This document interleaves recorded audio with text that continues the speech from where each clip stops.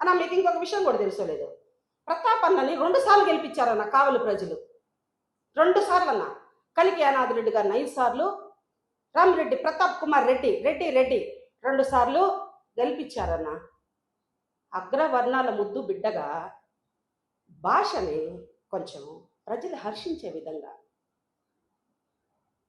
ఒక మగ జాతినే కించపరిచే విధంగా మీరు మాట్లాడుతున్నారంటే ఇంకా మహిళలను చాలా బాధపడుతున్నామన్న.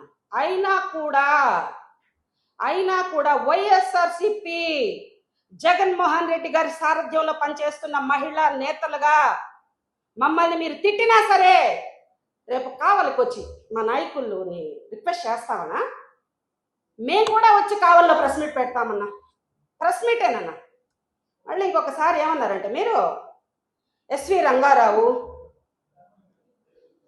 కాకానన్న అన్నారన్న. మీ పార్టీలో మంత్రి పదవి కోసం మీరు చేసే యాక్షన్కి మీరన్నా ఎస్వి రంగారావులు పెద్ద పెద్ద అవార్డులు ఏమన్నా ఉంటే మీ పార్టీ నాయకులకి ఇవ్వాలన్నా. మా కాకానన్నకి ఎప్పుడు పోరాట వీరుడు మా కాకానన్న. మీరు జైలుకు పంపించినా కూడా తప్పుడు కేసులు పెట్టి మాకందరికి మనోధైర్యాన్ని ఇచ్చి ఏం భయపడబాకండి, ఏం బాధపడబాకండి, నేను లేనని జంకబాకండి అనని పురుషులకే కాదు స్త్రీలకు కూడా ధైర్యాన్ని ఇచ్చినటువంటి మా కాకాని గోవర్ధన్ అన్న గారు చిప్పకూడు తిన్నాడని హేళన చేస్తారా అన్న. నాకు కిరాయి దాదా పాత సినిమా అనుకుంటా డైలాగ్ గుర్తు వస్తుందన్న. రేపు మళ్ళీ అధికారం వస్తే కాకానన్న మంత్రి అవుతారు.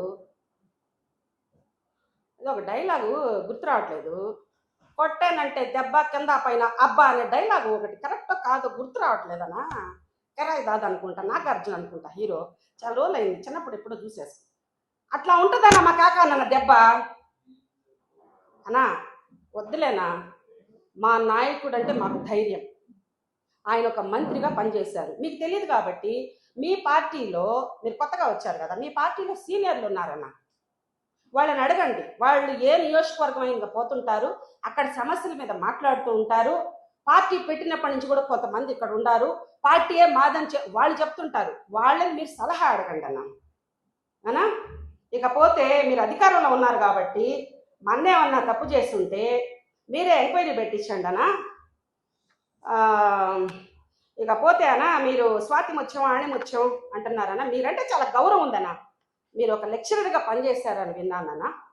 తర్వాత రాజకీయాల్లో ఎంపీపీగా వచ్చారు. తర్వాత కొన్ని విషయాలన్నా కావిలికి వచ్చి మాట్లాడుకుందాం.